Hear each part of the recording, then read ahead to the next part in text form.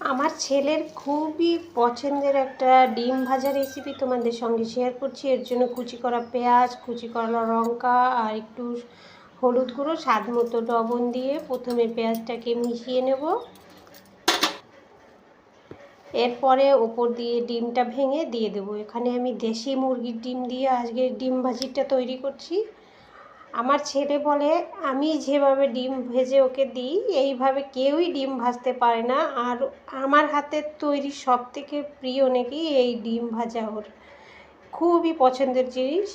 ঘরে কখনোই ডিম ভাজা খেতে ইচ্ছে করলে, ঘরে কি বাইরে কোথাও বেড়াতে গেলেও কেউ যদি ওকে ডিম ভেজে দিতে চায়, ও কিন্তু অন্যের হাতের পছন্দ করে না। ও আমাকে রিকোয়েস্ট করে, মাম্মি প্লিজ তুমি বানাও, না হলে কিন্তু আমি খেতে পারবো না।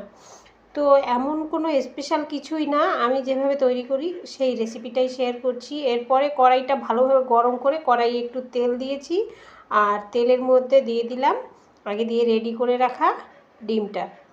ডিমের মধ্যে আমি এক্সট্রা কোনো মশলা দেইনি। অনেকে পেঁয়াজ দিয়ে কাঁচা লঙ্কা দিয়ে ভাজে, কিন্তু হলুদ গুঁড়োটা অনেকেই ব্যবহার করে না। কিন্তু এইভাবে একবার তৈরি করে দেখবে, আশা করি তোমাদের কাছেও ভালো লাগবে, আর কালারটা কিন্তু দারুণ হয়। আর এরপরে ঢাকনা চাপা দিয়ে রান্না করতে হবে 2 থেকে 3 মিনিট, আর গ্যাসের ফ্লেমটা তখন থাকবে একেবারে লোতে। পাল্টে দিয়েছি ঢাকনাটা তুলে, আর আমি আবার ঢাকনা চাপা দিয়ে জাস্ট 2 মিনিট মতো এটাকে রান্না করলাম। এখন আমি ডিমটাকে তুলে তোমাদের দেখিয়ে দিচ্ছি। এটা কিন্তু দুটো সাইড দিয়ে ক্রিস্পি হবে, পুড়ে যাবে না, আর পেঁয়াজগুলো কিন্তু একেবারে খুব সুন্দরভাবে সিদ্ধ হয়ে যাবে। রেসিপিটা যদি ভালো লাগে একবার অন্তত নিজেদের বাড়িতে ট্রাই করবে। আশা করি তোমাদের কাছেও রেসিপিটা খুবই ভালো